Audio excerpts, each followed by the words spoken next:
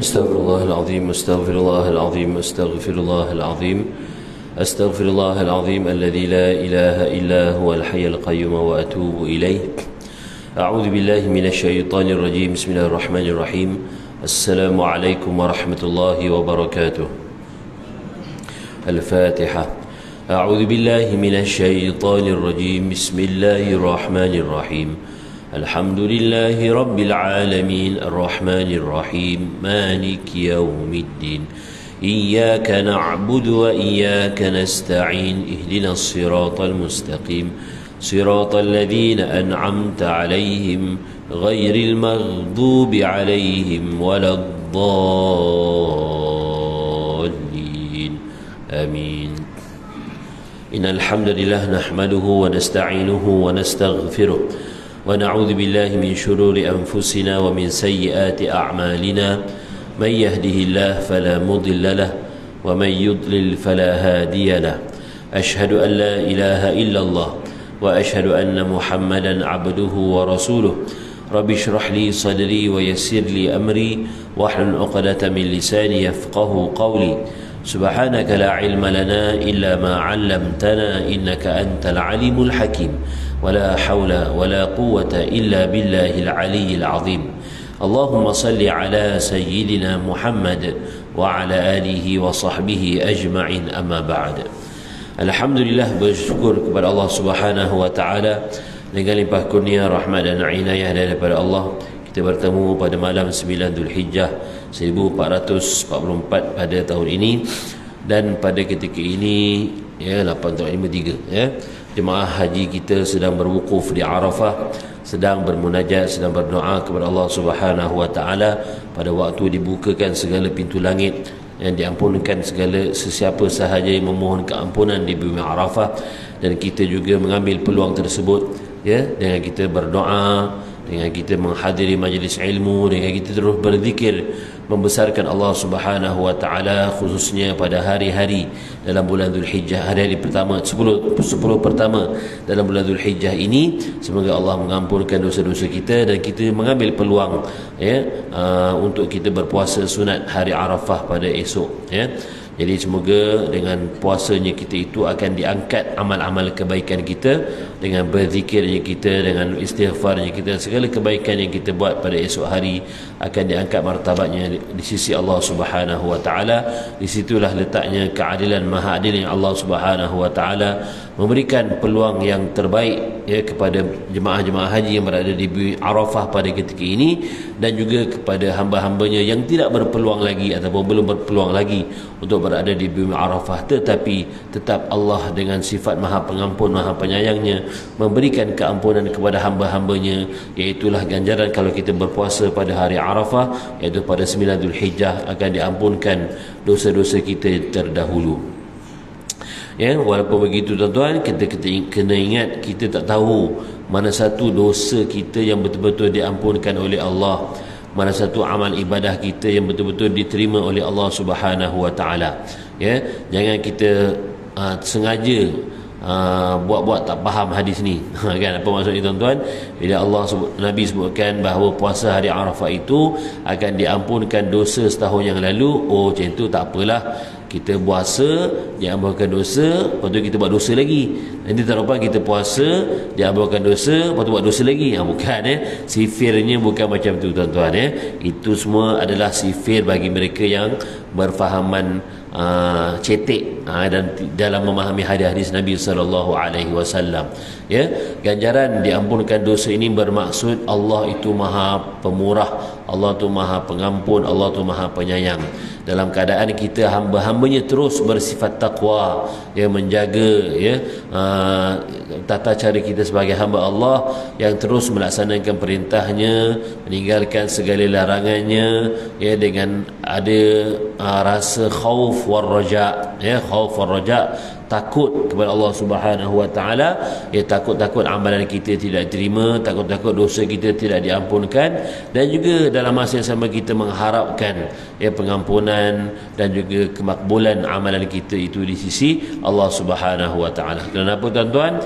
Kerana jawapan untuk dan kita nak tahu dosa kita diampunkan, jawapan kita nak tahu amalan kita diterima ataupun tidak, hanyalah nanti pada yaumul hisab, ya, pada hari penentuan di hari akhirat nanti. Pada ketika itulah sebenar-benarnya kita akan tahu betul tak amalan kita diterima, betul tak dosa kita diampunkan. Ya, pada ketika mana kita masih lagi hidup di dunia, kita kena terus berdoa, kita kena terus beramal soleh, sehinggalah ajal maut kita nanti akan tiba pada waktu dan tikanya nanti, insya-Allah. Baik, tuan-tuan muslimin muslimat yang dirahmati Allah Subhanahu wa taala, insya-Allah pada hari ini kita akan masuk pada babul wuquf indal qabri qalilan ba'da dafni wa du'a bitathbit lahu. Ya, iaitu yang berkenaan dengan bab untuk berdiri sebentar, ya, di sisi kubur buat seketika selepas selesai proses pengkebumian, dan berdoa kepada jenazah yang baru dikebumikan tersebut agar diberikan tathbit. Ya, tathbit apa tuan-tuan? Ketetapan dan keteguhan hati untuk menjawab soalan-soalan malaikat apabila berada di dalam kubur. Ya. Baik. Hadis yang diriwayatkan oleh Imam Muslim rahimahullah an Ibnu Syamasah Al-Mahri qal hadarna Amr bin Al-As wa huwa fi siyaqatil maut. Kan? Dari riwayat Muslim daripada Ibnu Syamasah Al-Mahri berkata, kami telah hadir menziarahi Amr bin Al-As yang pada ketika itu sedang berada dalam keadaan hampir nak meninggal dunia. Maksudnya dia dah terbaring, dah nazak, ya, maksudnya dia iadah, ya, dia ziarah lah untuk bercakap apa, buat kali terakhirnya Amr bin Al-As ni, ya, sahabat Nabi radhiyallahu anhu. Baik, wa fihi, dan apabila Syamasah Al-Mahri ini hadir untuk menziarahi Amr bin Al-As, Amr bin Al-As seorang sahabat Nabi yang sangat committed ini, sempat memberikan wasiat atau memberikan nasihat. Apakah nasihatnya? Fa idza dafantumuni fashannu 'ala at-turabi shannan. Nanti bila aku meninggal dunia dan engkau semua ini dah kebumikan aku minta satu, antaranya ratakan, ya, fashannu 'ala at-turab shannan. Bila dah dah dikebumikan, tanah tu diratakan. Ya, bila dah tu tanah tu diratakan. Thumma aqimu hawla qabri qadar ma yanhar jazur wa yaqsam lahmaha. Kemudian berdirilah sebentar di sisi kuburku, kan? Dalam kadar, di sini dinyatakan kadarnya ma yanhar jazur wa yaqsam lahmaha. Itulah ketika dalam kadar seekor anak unta itu disembelih, dinaharlah, kalau unta ni nahar kan, dinaharkan dan dibahagi-bahagikan dagingnya. Kan, maksud macam kita ni dah dekat korban kan tuan-tuan. Jadi tempoh masa tu lebih kurang berapa lama? Kan, dari proses penyembelihan hinggalah proses agihan daging tu. Maksudnya Amr bin Al-As memberikan kiasan, minta tunggu sebentar kat kubur tu dalam tempoh lebih kurang kadarnya macam tu lah. Kan, kalau kita nak kiaskan dengan ibadah korban kita, kalau di surau ni mungkin banyak 17 ekor kan. Maksudnya dengan kadar seekor. Kalau kita sembelih seekor anak unta tu, daripada sembelih sampai nak agihkan daging tu lebih kurang berapa lama? Mungkin sejam 2 jam, lebih kurang macam itulah, ya, kadarnya. Kan, hatta istanasa bikum, sehinggalah aku merasa senang dengan kamu. Ini kadar ini hanyalah bukanlah kadar yang wajib. Ni cuma Amr bin Al-As nak bagi tahu bahawa lepas kebumikan aku jangan balik terus. Maksudnya tunggu sekejap, doakan aku. Macam itulah maksudnya. Kan, wa anzuru madza uraji' bihi rusul rabbi azza wa jalla. Kerana pada ketika itu aku sedang menanti, aku sedang menunggu bagaimanakah pula situasi aku akan berhadapan dengan utusan Tuhanku, iaitulah di kalangan malaikat yang akan tanya aku di dalam kubur nanti. Maksudnya kat sini tuan-tuan, Amr bin Al-As seorang sahabat Nabi. Kan, jadi sahabat Nabi tu kita sebutkan apa? Kalau kita ni ahli sunnah jamaah, kita tahu sahabat Nabi ni adalah orang yang paling dekat dengan Nabi SAW. Bila sahabat Nabi yang paling dekat dengan Nabi, nak ikutkan dia punya ranking tu, martabatnya tu adalah sahabat yang terbaik lah. Maksudnya apa yang Nabi sebut mereka akan buat. dan mereka juga adalah golongan yang awal sekali pergi berperang, pergi berjihad, infak fi sabilillah. Kan senang cakap memang yang terbaik lah. Kan itu pun yang dikatakan golongan yang terbaik ini, sahabat yang terbaik ini tetap juga meminta ihsan kawan-kawannya, sahabat-sahabatnya lain untuk mendoakan dia, selepas pengkebumian, selepas jenazahnya disemadikan. Maksudnya kita ni tuan-tuan yang lagilah jauh sangat kedudukan kita daripada sahabat Nabi radhiyallahu anhu ajma'in, sentiasa mengharapkan doa orang sekeliling kita dalam kehidupan kita ni tuan-tuan. Ya, masa kita nak mati nanti pun terutamanya memang kita akan mengharapkan doa daripada orang masih hidup, dan juga kita yang sedang hidup ni pun sebenarnya kemudahan kehidupan kita ni, kita dapat duduk, kita dapat kerja, kita dapat rumah, dapat kenderaan, dapat bergerak semua ni, ya, jangan lupa adalah sebahagiannya doa daripada orang-orang di sekeliling kita. Jangan sombong, jangan bongkat cakap oh aku berjaya sekarang sebab aku, kan, aku jadi macam ni sebab ini semua usaha aku dan ini sebenarnya tidak. Kan itu memang betul kita berusaha, tapi tidak boleh dinafikan bahawa apa yang ada ataupun apa yang berlaku di sekeliling kita ini adalah bantuan daripada doa orang yang berada di sekeliling kita, yang sudah pasti doa paling utama. Doa siapa tuan-tuan? Ya, doa daripada ibu bapa kita. Kan dari mereka lahirkan kita sampailah mungkin mereka dah tinggalkan kita, mereka tidak putus-putus berdoa untuk keselamatan dan kesejahteraan kita, sebagaimana kita mendoakan anak-anak kita sekarang. Kan, apatah lagi memang paling utama sekali adalah doa daripada Nabi SAW yang memang tak putus-putus mendoakan kepada kita. Begitulah antaranya doa di hari Arafah tuan-tuan. Nabi apabila nak tenggelamnya ghurubi syams 9 Zulhijjah tu, akhir 9 Zulhijjah tu nak masuk kepada 10 Zulhijjah, Nabi mengangkat tangan setinggi-tingginya sehingga sahabat gambarkan apa? Sehingga nampak putihnya ketiak Nabi. Kan bukannya Nabi doa macam ni, Nabi angkat betul sehingga basahnya janggut Nabi dengan air mata Nabi. Mendoakan siapa tuan-tuan? Mendoakan kita umat Nabi Muhammad SAW agar diampunkan dosa-dosanya. Selama itulah Nabi mengangkat tangan betul-betul meminta ampun untuk umat-umatnya. Itulah kita lah tuan-tuan. Kalau kita rasa kita nak jadi umat Nabi Muhammad SAW yang telah lebih awal Nabi doakan untuk kita, maka lakukanlah perkara-perkara dalam kita mentaati Allah Subhanahu wa taala, menghidupkan sunnah-sunnah Nabi SAW, menyeru kepada kebaikan dan mencegah kepada kemungkaran. Ya, baik. Kemudian daripada riwayat Abi Daud juga menyatakan an Uthman bin Affan radhiyallahu anhu qala kana Rasulullah sallallahu alaihi wasallam. Daripada riwayat Uthman bin Affan pula mengatakan bahawa Nabi sallallahu alaihi wasallam idza farigha min dafnil mayyit waqafa alaihi. Apabila Nabi SAW selesai dalam proses pengkebumian jenazah, Nabi dah selesai kebumian jenazah, maka Nabi akan berdiri sebentar dan Nabi berpesan kepada orang yang berada di sekeliling kubur tersebut, istaghfiru li akhikum, mohonlah keampunan untuk saudara kamu ini, was'alu lahu bitathbit, dan mintalah kepada Allah agar diberikan ketetapan dan keteguhan hati. Fa innahu al-an yus'al, kerana dia sekarang sedang disoal jawab, sedang ditanya. Kan? Jadi pertama sekali tuan-tuan, Nabi pesan untuk kita terus buat apabila selesai pengkebumian jenazah, paling utama sekali kita minta ampun untuk jenazah tersebut. Itulah doa yang biasa kita doa apa tuan-tuan?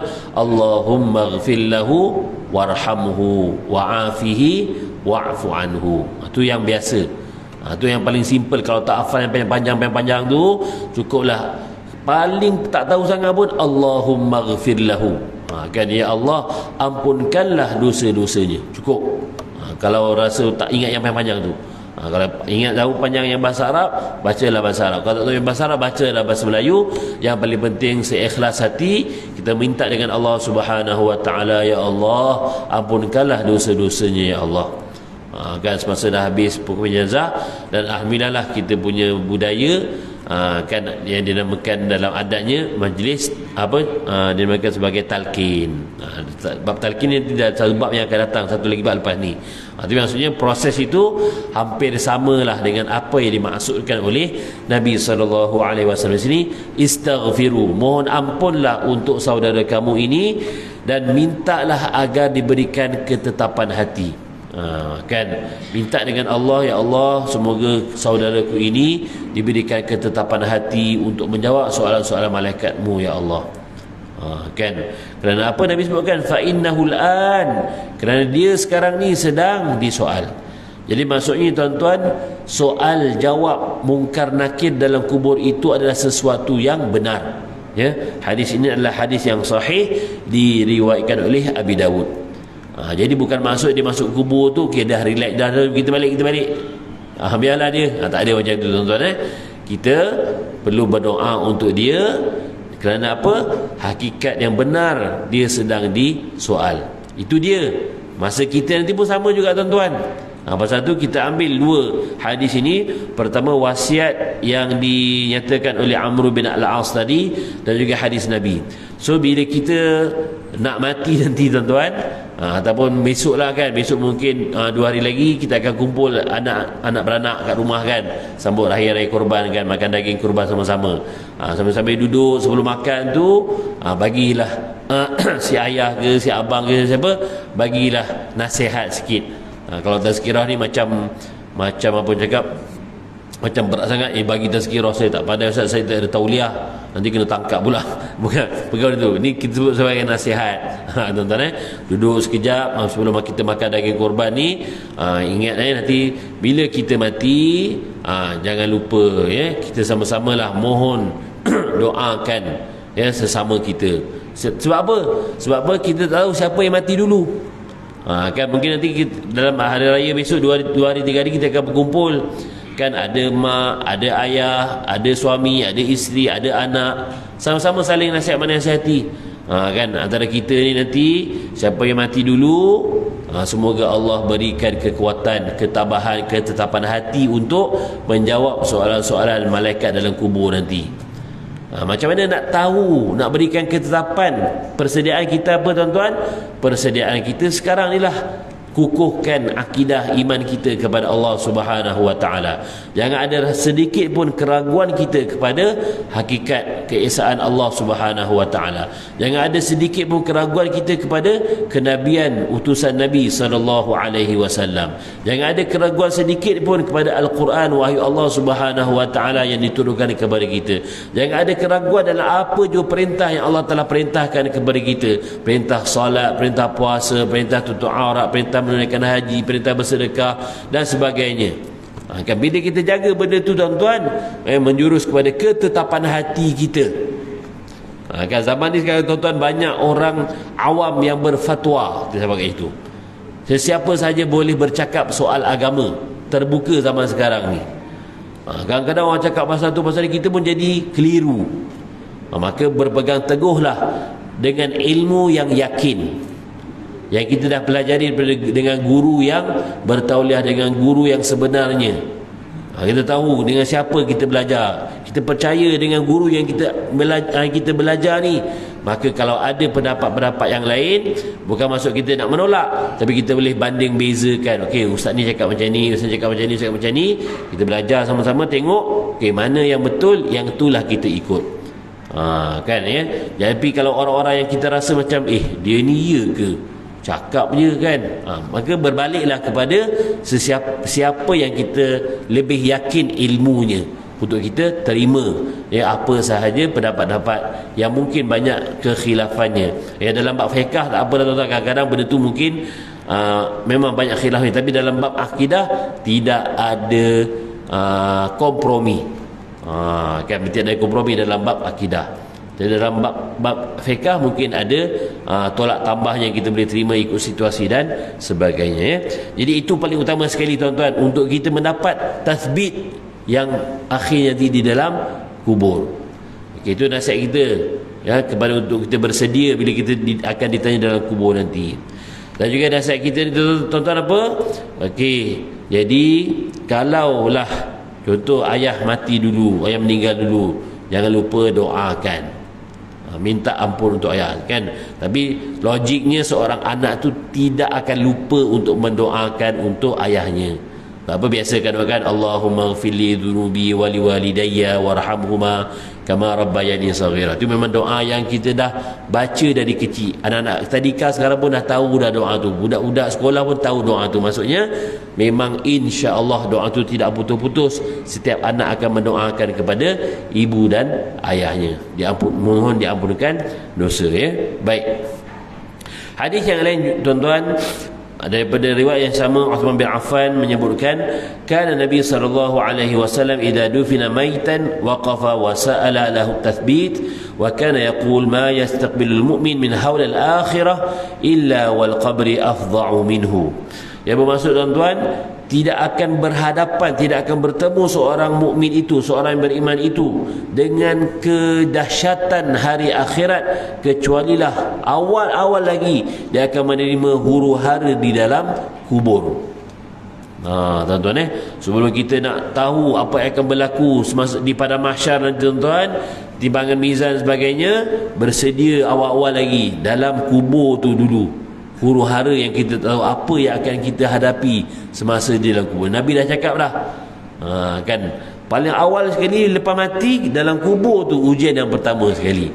Kita dah belajar dari hadis yang lain sebelum tuan-tuan, kalau dia selamat dan mendapat menjawab soalan malaikat Munkar Nakir, selesai soalan di kubur tu, insya-Allah selamatlah apa yang akan berlaku selepas itu.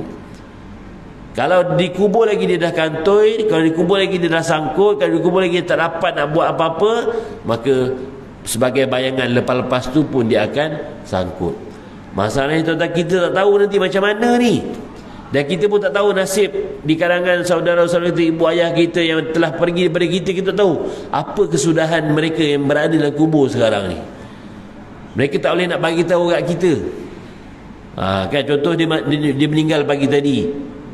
Pun dia beritahu, okey tadi aku lulus ujian, settle. Tak ada yang dapat tu. Kalau anak kita periksa boleh lah kan, ada slip keputusan, boleh sama SMS, boleh tahu jawapan betul ke salah. Ni kita pun tak tahu betul tak orang-orang dalam tu, dalam kubur tu selamat, dapat jawab ke tak, kita pun tak tahu. Jadi dengan siapa kita nak tanya tuan-tuan? Hanya dengan Allah Subhanahu wa taala kita memohon pertolongan. Iyyaka na'budu wa iyyaka nasta'in. Dia sajalah dapat selamatkan kita daripada segala huru-hara dalam kubur dan seterusnya tuan-tuan. Dari Abu Nu'aim Al-Hafiz fi bab Atha bin Maisarah Al-Khurasani ila Uthman radhiyallahu anhu an Anas bin Malik anna Rasulullah sallallahu alaihi wasallam. Dalam riwayat ini pula menyatakan bahawa daripada Anas bin Malik adalah Nabi sallallahu alaihi wasallam waqafa ala qabri rajulin min ashabihi hina farigha minhu faqala. Satu ketika Nabi berdiri sekejap selepas pengkebumian sahabatnya. Kemudian Nabi bersabda, inna lillahi wa inna ilaihi raji'un. Daripada Allah lah kita datang dan kepada Allah lah kita dikembalikan. Allahumma nazzil bik. Dan Nabi berdoa, ya Allah, sekarang saudaraku ini sedang duduk berhadapanmu. Duduk ni maksudnya dah masuk dalam kubur lah kan. Wa anta khairun manzulun bihi, dan engkaulah sebaik-baik tempat untuk dia bergantung harap. Jafal ardi an jambaihi, ya Allah, engkau renggangkanlah, renggangkanlah bumi ini daripada rusuknya. Maksudnya luaskanlah kuburnya. Kan, renggangkanlah tanah ini, bumi ini daripada rusuknya. Waftah abwabas sama' li ruhi, dan bukakanlah pintu langit untuk engkau terima rohnya. Waqbilhu minka biqabulin hasanin, dan terimalah dia ya Allah dengan penerimaan yang baik. Wa thabbit indal masail mantiqihi, dan berikanlah dia kekuatan, ketabahan, keteguhan untuk menjawab soalan-soalan dari malaikatmu ya Allah. Kan, ini antara doa yang kita boleh minta kepada Allah Subhanahu wa taala, ya, kepada saudara-saudara kita yang baru disemadikan, baru dikemubikan, ya, maksudnya dalam maksud yang mudah tuan-tuan kita minta dengan Allah, ya Allah, dia dah kembali kepadamu, ya Allah, kau regangkanlah tanah ini, kubur ini, janganlah kau sempitkan kuburnya, ya Allah, bukakanlah pintu langit, ya Allah, untuk kau terima rohnya, ya Allah, dan terimalah segala amalannya di sisimu dengan amalan kebaikannya, ya Allah, dan berikanlah dia kekuatan, wa thabit indal mas'ul mantiqihi, ya, untuk dia menjawab soalan-soalan daripada malaikatmu, ya Allah. Kan kalau diikutkan tuan-tuan, apa yang tuan-tuan imam baca masa talqin tu maksudnya hampir samalah. Teksnya, skripnya, ataupun mungkin imam yang dah biasa baca dia dah tahu dah maksud doa itu nak minta, ya, maksudnya umumnya nak minta agar diberikan tasbih, diberikan keteguhan kepada jenazah tadi untuk menjawab soalan-soalan yang akan diterima oleh malaikat, ditetapkan iman, ya, dan sebagainya tuan-tuan, ya. Jadi itulah yang kita minta juga kepada Allah Subhanahu wa taala dalam waktu-waktu mustajab ni tuan-tuan, ya, pada waktu di sana sedang jemaah sedang berwukuf, dan besok pula kita giliran kita pula berpuasa. Jadi antara kita minta, antara doa yang kita minta dengan Allah, inilah antaranya tuan-tuan. Ya Allah, janganlah kau sempitkan kuburku, ya Allah, ya Allah, terangkanlah kuburku, ya Allah, ya Allah, terimalah amalku, ya Allah, ya Allah, ampunkanlah dosa-dosaku, ya Allah, ya Allah, berikanlah. Itu yang kita minta tuan-tuan, banyak-banyak tuan-tuan. Kan bukannya kita nak minta, ya Allah, aku nak kereta baru, ya Allah, aku nak rumah besar, ya Allah, aku nak tukar kapet, ya Allah, aku nak tukar tayak. Itu tak payah minta lah tuan-tuan. Benda tu dapat gaji, dapat apa, imbuhan, rasa nak pergi tukarlah. Kan dapat bonus, nak tukar pintu pagar rumah, tukarlah. Itu tak payah minta pun kita akan dapat je tuan-tuan, insya-Allah. Dan yang kita tak tahu ni nanti tak tahu ni dalam kubur tu. Yang tu betul-betul kita nak minta dengan Allah Subhanahu wa taala. Kan di dunia ini insya-Allah, selagi mana kita ada duit, ada rezeki, sama ada kita bekerja ke, pencen ke, ada orang bagi, insya-Allah kita akan makan, dapatlah makan tuan-tuan. Tak payah minta pun, insya-Allah tuan-tuan besok dapat makan. Kan pernah tak tuan-tuan doa? Kan, ya Allah, besok aku nak makan nasi, ya Allah. Pernah tak kita minta yang tu? Tak ada pun, tapi besok makan nasi tak? Makan. Kan walaupun kita tak minta kita nak makan nasi, tapi adatnya hari-hari kita makan nasi. Walaupun kita tak minta dengan Allah, ya Allah, aku nak makan nasi, tak pun, tengok di dalam kita ada duit, kita pergi kedai bayar, dapat nasi lemak, nasi kerabu, nasi dagang, makan je, tak mati pun. Atau tak lapar pun. Kalau lapar tu sebab apa? Memang kita yang tak nak pergi makan. Sekarang yang tak tahu ni apa tu dalam kubur tu, kita tahu kita boleh jawab ke tak? Tak tahu kubur tu nanti sempit ke luas, tak tahu kubur tu nanti terang ke gelap. Itu semua bergantung kepada amalan kita. Kan pasal tu tuan, doa apa, minta doa selamat dari dalam kita nak mati nanti, sampailah ke hari akhirat, masuk ke dalam syurga Allah Subhanahu wa taala. Baik. Faslun, antara huraiannya daripada Muhammad bin Al-Husain fi kitab Nasiha, dia menyebutkan yastahibul wuquf ba'da dafni qalil, maka huraiannya, kesimpulannya, disunatkan untuk kita berdiri sebentar di kubur itu selepas proses pengkebumian jenazah. Wad doa, dan apa yang sunnahnya juga berdoa untuk jenazah itu agar diterimakan amalannya dan dipermudahkan dia untuk menjawab soalan-soalan malaikat. Kan antara doanya juga dinyatakan kat sini, Allahumma hadza 'abduka wa anta a'lamu bihi minna. Ya Allah, sesungguhnya dia ini adalah hamba-Mu, ya Allah, dan Kau lebih mengetahui siapa dia di sisimu berbanding dengan kami. Maksudnya apa tuan-tuan? Kita minta dengan Allah, dia ini adalah hamba-Mu, dan Engkau lebih mengetahui siapa dia berbanding dengan kami, ya Allah. Macam mana kita nampak yang zahir kawan kita ni, kan? Contoh kalau dia baik, kita nampaklah dia baik, tapi wallahu alam kita tak tahu dalam waktu yang kita tak nampak mungkin ada kejahatan yang dia buat, ataupun kita nampak secara zahirnya kawan kita ni macam jahat, tapi kita tahu pada waktu yang kita tak nampak banyak kebaikan yang dia buat. Cuma kita boleh minta apa dengan Allah? Ya Allah, dia ni adalah hamba-Mu, ya Allah, dan juga Engkau lebih mengetahui dia berbanding dengan kami, ya Allah. Siapa dia? Untuk Allah anugerahkan kebaikan kepadanya, untuk Allah ampunkan dosa-dosa dia, ataupun sebaliknya, na'udzubillah. Kan? wala na'lam minhu illa khaira, dan kita minta dengan Allah apa yang kami tahu ya Allah, dia ni adalah kawanku yang baik. Kan janganlah pula kita ungkitkan kejahatan dia. Ya Allah, sesungguhnya masa dia hidup memang dia ni jahat, dia pernah curi. Janganlah pula kita mengadu macam tu, tak baiklah tuan-tuan. Walaupun betul ada kejahatan dia buat, tapi pada ketika itu bukan yang tu kita minta dengan Allah. Pada tu kita minta apa kebaikan yang dia pernah buat, kita sebutlah dengan Allah SWT. Ya Allah, dia ni pada satu masa pernah tolong aku ya Allah. Ya Allah, dia ni pada satu masa dia buat apa yang dia buat kebaikan. Kita sebut ya kebaikan dia pernah buat kepada Allah Subhanahu. Dan Allah tu Maha mengetahui. Kita tak bagi tahu pun, kita tak doa pun, Allah tahu kebaikan yang hamba-hambanya ni. Tapi itulah maksudnya pengaduan kita kepada Allah. Ya, munajat, mintanya kita kepada Allah Subhanahu wa taala. Kan? Waqad ajlastahu litas'alahu, dan kau telah dudukkan dia, kau telah baringkan dia untuk kau tanya dia ya Allah. Allahumma fathabbithu bil qawli thabit fil akhirah. Ya Allah, semoga kau berikan dia ketetapan hati, ketetapan iman untuk menjawab soalan-soalanmu sehinggalah nanti pada hari kiamat.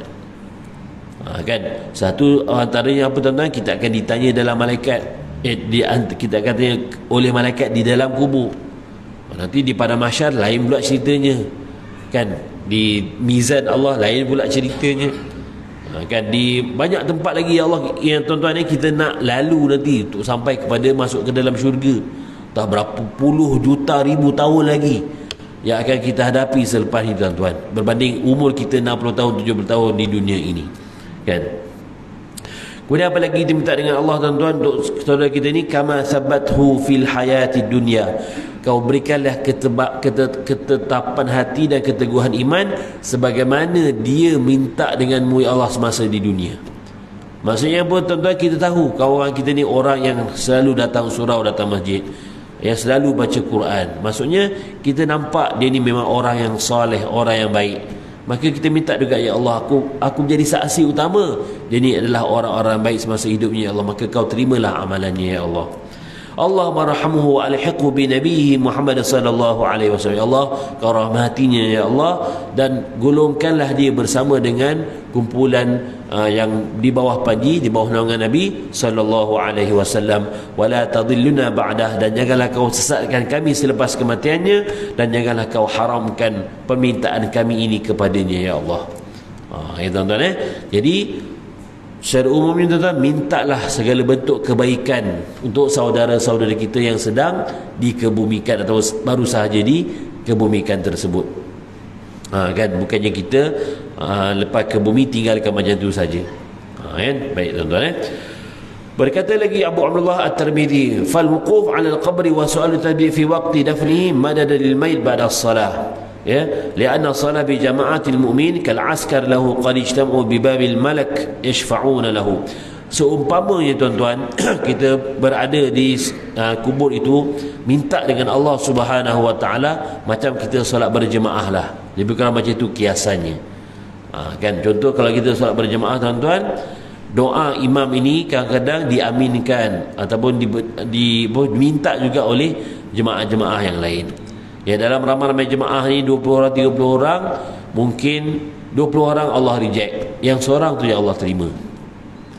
Cuma kita tahulah siapa yang diterima, siapa yang reject tu. Tu bergantung kepada iman masing-masing lah. Bila Allah terima, alhamdulillah, yang lain pun dapat tempiasnya. Kan, jadi kalau selepas kita dikebumikan jenazah tu, pasal tu tuan-tuan seronok seronok kalau seseorang jenazah itu ramai yang solat kan kepada atasnya. Kan seronok kalau kita nampak jenazahnya bila dikebumikan tu ramai yang mengiringi jenazahnya, mendoakan dia. Sebab apa? Antara hadis yang lain ada dimasukkan, kalaulah ada 40 orang yang mendoakan kebaikan, dan 40 orang tu pula 40 orang yang soleh, orang-orang yang baik, kan, maka Allah boleh beri jaminan awal bahawa dia ni adalah akan masuk ke dalam syurga. Kan, pasal tu tuan-tuan, kita ni yang masih hidup jangan miss kalau boleh. Kalau kita tak sibuk mana, kalau kita boleh adakan masa, ada sahaja orang meninggal dunia, hadirlah. Ya, hadirlah sekurang-kurangnya untuk solat ke atas jenazah tersebut. Kebaikan atas dia dan kebaikan atas kita juga. Kan? Kenapa tuan-tuan? Dalam erti kata yang lain, kalau kita nak kebaikan itu berlaku kepada kita, kita buat kebaikan ke atas orang lain. Kan? Yang simple apa tuan-tuan? Kita nak orang doakan kepada kita, maka kita jangan lupa doakan orang tu je. Kan? Tapi balasan ataupun hakikat sebenarnya hanyalah di sisi Allah Subhanahu wa taala. Kan? Lagi beruntung tuan-tuan, ya, kalau seseorang hamba itu meninggal dunia di Mekah, meninggal dunia di Madinah, kan, disolatkan di Masjidil Haram, disolatkan di Masjidil Nabawi, kan? Itu antara kelebihan lah mereka yang meninggal di Mekah dan di Madinah. Kalau kita di tanah air ni pun tak kurang hebatnya. Maksudnya kita tak tahu, ya, dalam ramai yang datang mendirikan solat jenazah, mendoakan kita di kubur tu, mungkin ada mereka di kalangan wali-wali Allah Subhanahu wa taala, di kalangan orang-orang yang saleh. Kan, jadi pasal tu tuan-tuan, kita ni perlu sentiasa berdoa, dan memang kita mengharapkan doa orang lain untuk kita selamat di dunia dan akhirat dengan rahmat dan kasih sayang Allah Subhanahu wa taala. Ya, baik.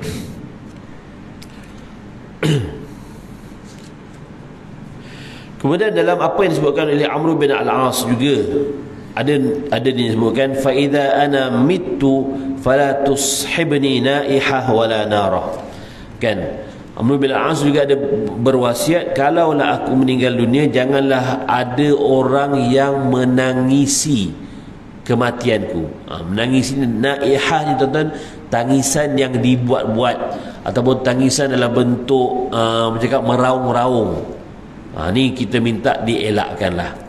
InsyaAllah saya tengok setakat ni dalam masyarakat kita dah tak ada lah, ya, orang yang meraung-raung, ya. Tapi mungkin boleh berlaku benda tu dalam bentuk spontan. Spontan ni apa tuan-tuan? Contohnya lah, kalau ada waris keluarga itu meninggal, kita sebutkan meninggal yang mengejut. Biasa meninggal mengejut ni meninggal kemalangan lah. Kan, dia tak boleh nak terima.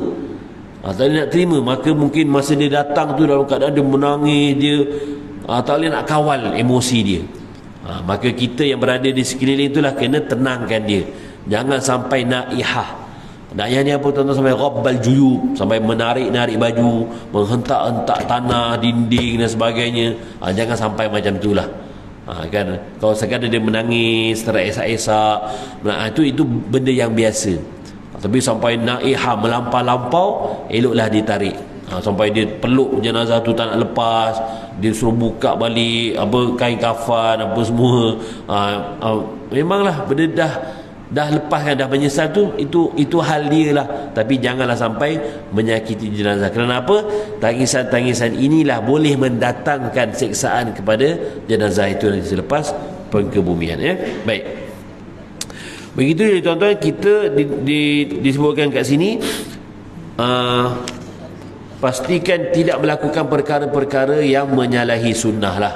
Antara yang menyalahi sunnah, jangan memberatkan waris jenazah itu untuk mengadakan majlis tahlil. Dia sentuh sikit lah kat sini tuan-tuan. Baik, majlis tahlil ni adalah benda yang kita sebutkan sebahagian adat kita, dan juga boleh dibuat, tak ada masalah. Cuma jangan diberatkan.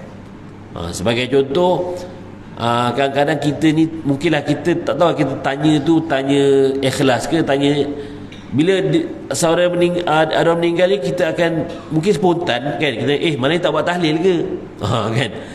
Jadi tanyanya kita tu wallah alam lah, adakah betul kita nak buat tahlil, ataupun dalam arti kata dalam kurungan tak ada nak makan-makan ke malam ni, kan. Maksudnya kita bukan nak tahlil sangat pun, kita nak makan je sebenarnya. Baik tak payah tanya macam tu. Okay, tuan-tuan. So paling utama semasa seseorang keluarga itu ditimpa dengan musibah, berikan dia masa. Kan. Kalau kita, sebab apa, dalam satu hadis menyebutkan, Nabi sebutkan asli'u li ali Ja'far ta'aman. Bila Ja'far meninggal dunia, ahli keluarganya juga sediakan untuk ahli keluarganya makanan. Maksudnya orang lain yang sediakan makanan, bukan kita tanya tak masak ke malam ni untuk tahlil, tak jemput ke kita orang datang baca tahlil. Jangan macam tu tuan-tuan. Kan, dia nak buat, tak nak buat dah biar. Jangan kita yang menyusun Kan kita cakap okey 3 hari nanti kena buat tahlil 7 hari kena buat tahlil 40 hari buat tahlil kita pula yang buat susun. Kesian dia tuan-tuan. Dan benda tu pun memang bid'ah. Saya sebut jelas ini 3 hari, 7 hari, 40 hari, 100 hari tu bid'ah. Jangan rasa nak buat. Tak buat tak payah pun tak apa, tak kisah. Yang paling utama doa daripada anak-anak tadi. Tu yang paling utama, yang confirm sampai. Maksudnya tuan-tuan, kita jangan memberat-beratkan. Rasa boleh buat, tak boleh buat, jangan ditetapkan benda tu. Kan? Lebih utama orang lain yang tolong beri makan kepada ahli keluarganya. Sebab apa? Sebelum azan, satu kisah, masa saya pergi zakat, tuan-tuan, pernah seorang asnaf ni datang minta bantuan. Bukan minta bantuan nak makan, bukan minta bantuan nak tak cukup duit belanja. Ustaz, saya nak minta bantuan buat tahlil, boleh tak? Terkejut saya. Kenapa? Itulah orang kat taman saya tu cakap, suami saya meninggal, kan saya tak buat tahlil. Saya tak ada duit, Ustaz, boleh tak saya minta dengan zakat nak buat tahlil? Sampai tahap macam tu. Sebab apa? Pressure dari orang sekeliling. Macam saya cakap tadi itulah. Tak buat tahlil ke? Tak kesian ke dengan suami kau meninggal, kau tak buat tahlil? Janganlah macam tu. Kan? Kita ni latar belakang berbeza, tuan-tuan. Ada orang mampu nak jemput orang ramai, dia boleh jemput, tak ada masalah. Ada orang mungkin untuk ahli keluarga dia je lah, dah lah. Ataupun kalau dia tak buat apa-apa pun, biarlah, tak apalah. Kan? Bukan mesti meninggal je ada makan-makan jemput orang, tak. Yang paling utama doa dari ahli keluarga untuk yang meninggal dunia itu. Itu sekarang pesanan saya, tuan-tuan. InsyaAllah kita buat apa yang terbaik, menghidupkan sunnah Nabi SAW dan meninggalkan perkara-perkara bid'ah ini. Dan semoga tuan-tuan diberikan kelapangan untuk berpuasa esok hari, puasa sunnah Arafah, dan juga bekerjasama dan bersilaturahim semasa hari penyembelihan korban nanti, insyaAllah, untuk surah An-Nur ni dan masyarakat sekelilingnya. Saya mohon maaf atas segala kata. Aqulu qawli hadha wa astaghfirullahal azim li wa lakum. Assalamualaikum warahmatullahi wabarakatuh. أعوذ بالله من الشيطان الرجيم. بسم الله الرحمن الرحيم. اللهم نور قلوبنا بنور هدايتك كما نورت الأرض بنور شمسك أبدا برحمتك يا أرحم الراحمين. رب زدنا علما نافعا وارزقنا فهما واسعا. وصلى الله على سيدنا محمد وعلى آله وصحبه وسلم والحمد لله رب العالمين. كفرة المجلس. سبحانك اللهم وبحمدك أشهد أن لا إله إلا أنت أستغفرك وأتوب إليك.